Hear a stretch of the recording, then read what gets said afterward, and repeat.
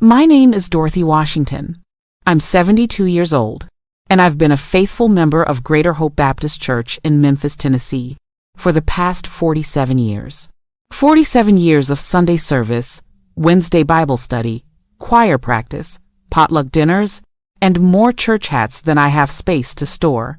I am what you might call a pillar of the church, a fixture, someone who shows up no matter what, dressed appropriately, on time, and ready to praise the Lord. Until 3 Sundays ago, when I let my 19-year-old granddaughter Zara pick out my church outfit. Now, before we get into what happened, and honey, what happened was something let me tell you about Zara. She's my daughter Monica's youngest child, a sophomore at Spelman College studying fashion design. She's brilliant, creative, passionate about self-expression, and absolutely convinced that my entire wardrobe needs to be donated to a museum, not because it's valuable, because according to her, it belongs in the Fashion Crimes exhibit. "Grandma," she said to me about a month ago when she came home for spring break, "when was the last time you bought something that wasn't beige, burgundy, or navy blue?" I was folding laundry at the time. "I bought a lovely peach blouse last year. Peach is just beige, that's trying," she said, holding up one of my church dresses. "And this? Grandma, this has shoulder pads. Shoulder pads. We are not in the 80s anymore." "That dress is perfectly appropriate for church," I said, a little defensively. "Appropriate, yes. But is it you?" she asked, sitting down across from me with that intense look she gets when she's about to make a point. Like, if someone asked you to describe your personality, would you say navy blue with sensible hemlines? "I would say I'm dignified and respectful of the Lord's house," I replied. Zara sighed. "Grandma, you can be dignified and respectful and have personality. They're not mutually exclusive." This conversation had been building for years, honestly. Every time Zara came home from college, she'd look at my wardrobe with increasing dismay. She'd offer to take me shopping. She'd show me pictures on her phone of age-appropriate but stylish outfits. She'd talk about how fashion is self-expression and shouldn't stop just because you turn 60. I'd always smile and nod and then go right back to my comfortable, safe, church-appropriate wardrobe. Because here's the thing. At Greater Hope Baptist, there are standards. Unspoken, but very much enforced by the church mothers, the women my age and older, who've been attending longer than some of the current members have been alive. We wear dresses that cover our knees. We wear sleeves. We wear hats. We coordinate our outfits with taste and modesty. And we absolutely, under no circumstances, draw attention to ourselves. That's the rule nobody says out loud, but everyone knows. You come to church to worship God, not to make a fashion statement. The focus should be on the sermon, the hymns, the scripture, not on Sister Dorothy's outfit. I'd been following these rules for 47 years without question. But then Zara made me an offer I probably should have refused. We were having breakfast. I'd made my famous buttermilk pancakes, and she was scrolling through her phone, showing me pictures from some fashion show her school had put on. "These are amazing," I said, genuinely impressed. "You helped design these?" "I styled 3 of the looks," she said proudly. "That's what I want to do eventually. Be a fashion stylist. Help people express who they really are through clothing." "That sounds wonderful, baby. I wish I could practice on you," she said casually, taking a bite of pancake. "You want to practice styling on your 72-year-old grandmother?" I asked, amused. "Yes," she said, her eyes lighting up. "Grandma, you have amazing bone structure. You carry yourself with such grace. You could wear so many things that would be stunning on you, but you stick to these safe, boring choices that hide your personality instead of highlighting it." "Zara, I'm 72. I'm not trying to be stunning." "Why not?" she asked, genuinely confused. "Being 72 means you don't get to be beautiful? You don't get to express yourself?" You just have to fade into the background in navy blue and call it modesty? When she put it like that, it did sound a bit sad. What exactly are you proposing? I asked. Let me pick out your outfit for church, just once. Let me show you that you can be age-appropriate and modest and still have personality. Still be you. Zara, church isn't a fashion show. I know that, Grandma, but it's also not a funeral. You're alive. Why dress like you're apologizing for it? That hit me harder than I expected. Was I apologizing for being alive? For being visible? For taking up space? One Sunday, she said, seeing me waver. Let me pick your outfit for one Sunday. If you hate it, we never do it again. But if you like it, if you feel good in it, maybe you'll let yourself have a little more fun with fashion. I thought about it for a long moment. What was the worst that could happen? I'd be a little uncomfortable for 2 hours. The church mothers would gossip about me for a week. I'd survive. Fine, I said, one Sunday. But, Zara, I mean it age-appropriate and modest. I'm not showing up to Greater Hope Baptist looking like I'm going to a nightclub.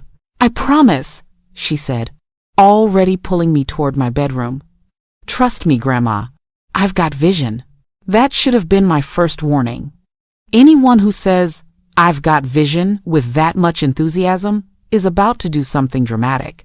Zara spent the next hour going through my closet, like she was on an archaeological dig, pulling things out, holding them up, shaking her head, occasionally gasping with what I can only describe as horror. Grandma, why do you own 5 identical beige cardigans? They're not identical. That one's tan, that one's camel, that one's camel. Beige, she interrupted. They're all beige, different names, same sad color. She made a pile of possibilities, which was depressingly small. Then she started looking at things I'd forgotten. I owned pieces from years ago that I'd stopped wearing because they seemed too much, or too young, or too attention-getting. She pulled out a wrap dress in a deep emerald green that I'd bought maybe 10 years ago and worn exactly once. This, she said, holding it up triumphantly. Why don't you wear this? It's too bright, I said automatically. It's emerald green. It's gorgeous. And Grandma, it's going to look stunning with your skin tone. She held it up to me, looking in the mirror. See, it brings out the warmth in your complexion. It makes your eyes look brighter. This is what I'm talking about. The church mothers will have a heart attack. The church mothers need to mind their business, Zara said with the confidence of someone who doesn't have to face those women in Bible study. Besides, this dress is perfectly modest. It has sleeves. It's below the knee. It's not tight or revealing. It's just alive. She found a cream-colored blazer that I'd bought at the same time as the dress, but never wore together because I thought it was too much contrast. This goes over the dress, she said. Structured, elegant, pulls the whole look together. Then she went to my shoe rack and pulled out a pair of low heels in a nude color that I rarely wore.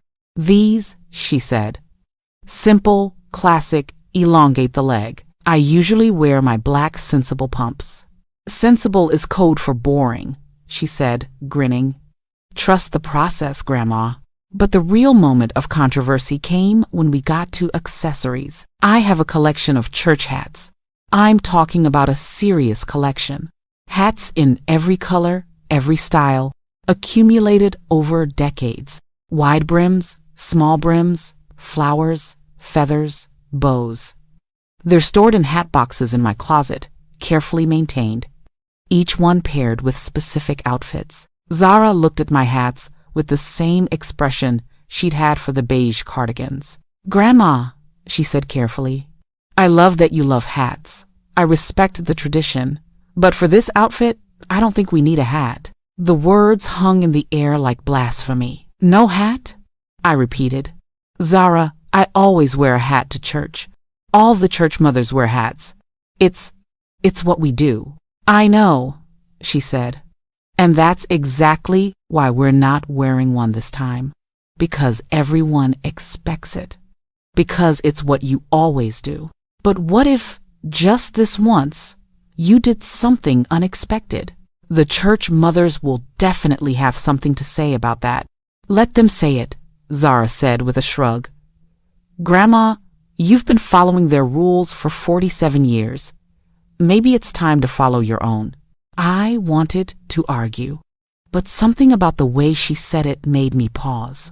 Had I been following their rules? Or had I been hiding behind them? Okay, I said quietly. No hat. Zara's face lit up. Really? Really? But if Mother Gladys Johnson says something, you're coming to church with me next week to explain yourself. Deal, she said, laughing. The next part was makeup and hair. Zara insisted on doing both, which made me nervous because her personal style involves a lot of bold choices, but she promised to keep it age-appropriate and church-appropriate. She styled my hair, which I usually wear, in a neat bun down and wavy, with my natural silver showing through. She called it sophisticated and modern. I called it less helmet-like than usual. For makeup, she kept it subtle but defined better foundation than I usually wore. A soft rose lipstick instead of my usual neutral. A touch of blush and mascara. You look like yourself, she said when she was done. But elevated, highlighted, not hidden. I looked in the mirror and barely recognized myself. Not because I looked dramatically different, but because I looked alive, present, like I was participating in my appearance instead of just covering my body. Zara, I said softly. I look beautiful, she finished. You look beautiful, Grandma, and you should. You are beautiful. I teared up a little, which made her tear up, and then we both cried and laughed, and she had to fix my mascara. The Sunday morning arrived. I got dressed in the outfit Zara had chosen, did my makeup the way she'd shown me, styled my hair the way she'd taught me. I looked in the mirror before leaving for church and felt something I hadn't felt in years, excited about how I looked, and terrified about what people would say. Monica, my daughter, was waiting to pick me up. When I walked out to her car, her mouth dropped open. Mama? She said, like she wasn't sure it was me. Is it too much? I asked immediately, second-guessing everything. Too much? Mama, you look stunning. How did you? Is that the emerald dress I convinced you to buy 10 years ago? Zara styled me, I admitted. She asked if she could pick my church outfit. Monica laughed so hard she had to wipe her eyes. Oh, this is going to be good. The church mothers are going to lose their minds. That's what I'm afraid of. Don't be, Monica said, still smiling. Mama, you look gorgeous. Let them talk. You've earned the right to wear whatever you want. When we pulled up to Greater Hope Baptist, I almost asked Monica to take me back home so I could change. The church parking lot was already filling up with people in their Sunday best, and I could see the church mothers gathering at the entrance like they always did, greeting people as they came in. You got this, Mama, Monica said, sensing my hesitation. Hold your head high and walk in there like you own the place. Because honestly, after 47 years, you kind of do. I took a deep breath, grabbed my purse, and got out of the car. The first person to notice was Sister Elaine, one of the younger church mothers, only 65, relatively new to the group. Sister Dorothy? She said, her eyes widening. My goodness, you look different. Good morning, Sister Elaine, I said, smiling. Beautiful day, isn't it? Yes, but where's your hat? Before I could answer, Mother Gladys Johnson, 83 years old, and the unofficial leader of the church mothers, appeared at Sister Elaine's side. She took one look at me, and her eyebrows went up so high they nearly left her face. Dorothy Washington, she said slowly, looking me up and down. What on earth are you wearing? A dress, I said calmly, and a blazer, and shoes. But it's green, very green. Emerald, Actually, I said, finding my confidence, my granddaughter helped me put this together. Your granddaughter? Mother Gladys repeated. Like that explained everything. The one studying fashion at that college? Yes, ma'am. Zara. Well, Mother Gladys said, and I could see her trying to find something appropriately critical to say. It's certainly bold. Thank you, I said, choosing to take it as a compliment. I walked into the church, feeling every eye on me, and I mean every eye. People turned in their pews. Conversations stopped mid-sentence. I heard whispers following me like a wave as I walked to my usual seat, third row from the front right side aisle seat. Sister Patricia, who sits behind me, leaned forward and whispered, Dorothy, you look amazing. What made you change things up? Felt like it was time, I whispered back. The service started, and I tried to focus on worship, but I could feel the attention. During the opening hymn, I noticed Sister Beverly staring at me from across the aisle. During the scripture reading, I saw Mother Ruth whispering to Mother Gladys, both of them glancing my way. But something strange happened during the sermon. Pastor Williams was preaching about breaking out of comfortable patterns, about not letting tradition become a cage, about being alive to the spirit of renewal that God offers every day. And I realized maybe Zara putting me in this dress wasn't just about fashion. Maybe it was about everything Pastor Williams was talking about not hiding, about not apologizing for being alive and present and visible. When the service ended and we moved into fellowship time, that's when things got really interesting. The church mothers descended on me like a flock of very well-dressed birds. Dorothy, we need to talk about your appearance today, Mother Gladys started. But before she could continue, something unexpected happened. Sister Marlene, who's 68 and usually very quiet, spoke up. I think she looks wonderful, she said firmly. And honestly, I'm tired of feeling like we all have to dress like we're going to a business meeting in 1985. Dorothy looks alive. She looks joyful. What's wrong with that? Mother Gladys looked shocked.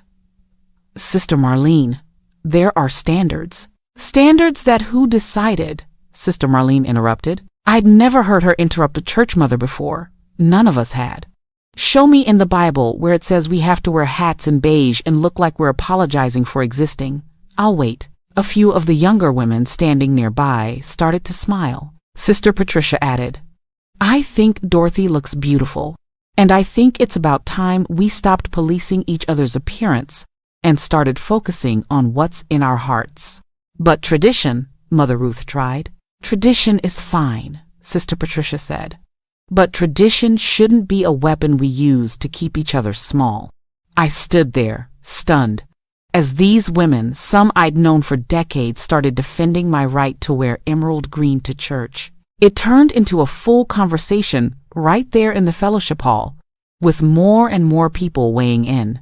The younger women in the church were especially vocal. My grandmother stopped wearing color because the church mothers made her feel like it was inappropriate. One of them said, She's 91 now, and says that's one of her biggest regrets, that she let other people's opinions silence her joy. Even some of the men spoke up. Deacon Wilson said, I think Sister Dorothy looks lovely, and I think we spend too much time worrying about appearances and not enough time worrying about the actual work of the church. Pastor Williams, who'd been watching this unfold with interest, finally stepped in. Church family, he said in that gentle but authoritative way he has. I think what we're seeing here is exactly what I was preaching about today. Sister Dorothy has chosen to express herself differently, within the bounds of modesty and appropriateness. She hasn't violated any actual rules, written or biblical. She's simply made a different choice than we're used to seeing from her. He paused, looking around at all of us. And I think the question we need to ask ourselves is, why does that make us so uncomfortable? Is it because she's actually doing something wrong? Or is it because she's doing something unexpected and we're not comfortable with change? The silence that followed was heavy but thoughtful. Mother Gladys finally spoke, and her voice was softer than before. Dorothy, You do look lovely. I suppose I've just gotten so used to things being a certain way that I forgot there could be other ways. It wasn't quite an apology, but it was close. And from Mother Gladys, it was huge. Thank you, I said. And for what it's worth, I don't think everyone needs to dress like me. I'm not trying to start a revolution. I just wanted to try something different for once. Well, you succeeded, Sister Elaine said, smiling. And honestly, that emerald green is gorgeous on you. Where did you get that dress? And just like that, the tension broke. People started asking about the outfit, sharing their own stories about clothes they loved but were afraid to wear, talking about their granddaughters and daughters who kept trying to update their wardrobes. Sister Marlene pulled me aside later. Thank you, she said quietly. For what? For being brave enough to be different. I've been wanting to wear a purple dress I bought 2 years ago, but I was too afraid of what people would say. Now I think I'll wear it next Sunday. You should, I said. Life's too short to hide in beige. She laughed. That's what my daughter keeps telling me. The best moment came when I got home and video called Zara to tell her what happened. She was at school, sitting in her dorm room with her roommate, and when I told her the whole story, the initial shock, the conversation in the fellowship hall, Pastor Williams's sermon tying it all together, the church mothers gradually coming around, she started crying. Grandma, I'm so proud of you, she said through tears. Not for wearing the outfit, but for standing there and being yourself even when it was uncomfortable. I learned from the best, I said. You've been being yourself unapologetically for 19 years. Figure it was time I tried it. So does this mean I can keep styling you? She asked hopefully. Let's not get carried away, I said, laughing. But yes, maybe sometimes, when I want to feel alive. Grandma, you are alive. Now you're just finally dressing like it. The next Sunday, I wore one of my usual outfits, a navy blue dress and a matching hat. But I noticed something different. Sister Marlene showed up in her purple dress, and she looked radiant. Sister Beverly wore red, actual red, for the first time in the 20 years I'd known her. Even Mother Ruth had on a hat with slightly more personality than her usual choices. And nobody said a word about it. Or rather, the only words said were compliments. Over the following weeks, I noticed a shift in our church culture. Not a huge, dramatic shift, but a subtle one. Women started wearing more color. Hats became optional rather than mandatory. Someone suggested we update the fellowship hall decorations, which hadn't changed since 1994. Small changes, but changes that reflected something bigger, a willingness to question tradition, to make space for different expressions of the same faith, to let people be themselves without judgment. And it all started because my granddaughter convinced me to wear emerald green to church. 3 months later, Zara came home for summer break. I picked her up at the airport, wearing the emerald dress again, paired with different accessories, this time ones I'd chosen myself. Grandma, she squealed when she saw me. You're wearing the dress. I wear it at least twice a month now, I told her. It's become one of my favorites. I'm so glad, she said, hugging me. You look beautiful. I feel beautiful, I said. And I meant it. We were driving home when she said, Grandma, can I ask you something? Of course. When you were standing in that church, feeling all those eyes on you, what made you decide not to back down? Not to apologize or try to make yourself smaller? I thought about it for a moment. Honestly, I realized that I'd spent 47 years trying to be invisible, trying not to take up too much space or draw too much attention. And one day, when I'm gone, nobody's going to remember me for being invisible. They might remember me for being kind, or faithful, or present, but not for being invisible. That's deep, Grandma. Your generation calls it living authentically, I said. My generation calls it finally being too old to care what people think. Same thing, different words. She laughed. Well, whatever you call it, I'm here for it. Me too, baby. Me too. That Sunday, I wore another outfit. Zara helped me put together a coral dress with a white jacket, no hat, hair down, lipstick in a shade she called confidence. When I walked into Greater Hope Baptist, Mother Gladys was at her usual spot by the door. She looked at me, smiled, and said, "Good morning, Dorothy. That coral is beautiful on you." "Thank you, Mother Gladys," I said, genuinely touched. "You know," she said, lowering her voice, "my granddaughter's been trying to get me to update my wardrobe for years. Maybe I should let her try." "Maybe you should," I said. "You might be surprised." "I don't like surprises," she said.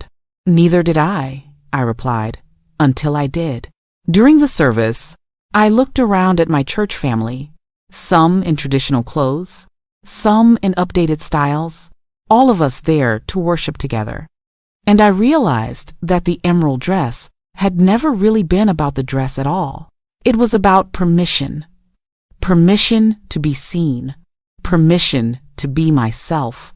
Permission to take up space without apologizing for it. For 47 years, I'd believed that being a good churchwoman meant being invisible, modest to the point of erasure, always in the background. And maybe for some people, that feels right and comfortable and true to who they are. But for me, it had become a cage I didn't even realize I was in until my 19-year-old granddaughter handed me the key. That key happened to be an emerald green dress. But it could have been anything, any moment of courage, any choice to be visible, any decision to stop apologizing for existing. After church, a young woman I didn't know approached me. She looked to be in her late 20s, visiting from out of town. "Excuse me," she said shyly. "I just wanted to tell you that I loved your dress. And I loved seeing an older woman in church who wasn't trying to disappear. My grandmother passed away last year, and one of her biggest regrets was that she spent her whole life making herself smaller to make other people comfortable. Seeing you today reminded me of who she wanted to be but was too afraid to become." I had to take a moment before I could respond because I was tearing up. "Thank you for telling me that," I finally said, "and I'm sorry about your grandmother. But honey, it's never too late for you to be who you want to be. Learn from her regret. Don't inherit it." She nodded, wiping her own tears. "That's what I'm trying to do." After she walked away, Zara, who'd come to church with me that morning, said, "Grandma, you just changed that woman's life." "I wore a dress, Zara. I didn't cure cancer. You showed her that it's possible to be yourself, even in spaces that expect conformity," Zara said seriously. "You showed her that age doesn't mean invisibility." "That's huge, Grandma. That matters." Maybe she was right. Maybe the simple act of wearing emerald green to church had rippled out further than I'd imagined. Not because there's anything magical about the color green, but because visibility is contagious. Permission is contagious. When one person stops apologizing for existing, it gives other people permission to do the same. That afternoon, Mother Gladys called me. "Dorothy," she said without preamble, "I've been thinking about what you said this morning, about being surprised, and I realized something. I've been wearing the same style of clothes to church for 30 years because I was afraid of what people would think if I changed. And that's a terrible way to live." "It is," I agreed gently. "My granddaughter is coming to visit next month," she continued, "and I think I'm going to let her take me shopping, really shopping, not just for the same things I always buy, but for things that make me feel alive." I smiled, even though she couldn't see me. "I think that's wonderful, Mother Gladys. This is your fault, you know," she said, but I could hear the smile in her voice. "I'll take the blame," I said. "Dorothy?" "Yes? Thank you for being brave enough to be different. It reminded me that I could be different too." After we hung up, I sat in my kitchen with a cup of tea, thinking about the unexpected journey of one emerald green dress, how it had started as Zara wanting to practice styling, How it had become about me finding the courage to be visible. How it had sparked conversations about tradition and individuality, and the difference between modesty and invisibility. And how it had, somehow, surprisingly, brought our church community closer together by teaching us that we could be different from each other and still be united in the things that actually mattered. Zara came into the kitchen and sat down across from me. "What are you thinking about, Grandma?" "I'm thinking about how one outfit can change so much," I said. "It wasn't the outfit," she said wisely. "It was you. The outfit was just the vehicle." "When did you get so smart?" "I learned from my grandmother," she said with a grin. "The one who wore emerald green to church and started a quiet revolution." "I didn't start a revolution. Maybe not a revolution," she conceded, "but definitely an evolution. And sometimes that's even better." She was right. Change doesn't always come in dramatic, revolutionary moments. Sometimes it comes in emerald green dresses and the courage to wear them. Sometimes it comes in letting your hair down, literally and metaphorically. Sometimes it comes in realizing that the rules you've been following aren't actually rules at all, just habits and fears dressed up as tradition. And sometimes, the best thing you can do for your community is to be brave enough to be yourself. Because when you give yourself permission to be visible, to be authentic, to take up space without apologizing, you give everyone else permission too. That's what I learned at 72 years old from my 19-year-old granddaughter. That it's never too late to stop hiding. That modesty and personality aren't opposites. That you can honor tradition while also making room for growth. That church should be a place where you bring your full self, not a place where you apologize for having a self to bring. And most importantly, that sometimes the most powerful act of faith is simply showing up as who you really are, emerald green dress and all. Like this video if it touched something in you. Subscribe if you want to hear more stories about what it means to be human, to be family, and to choose love even when it's complicated. I'll see you next time.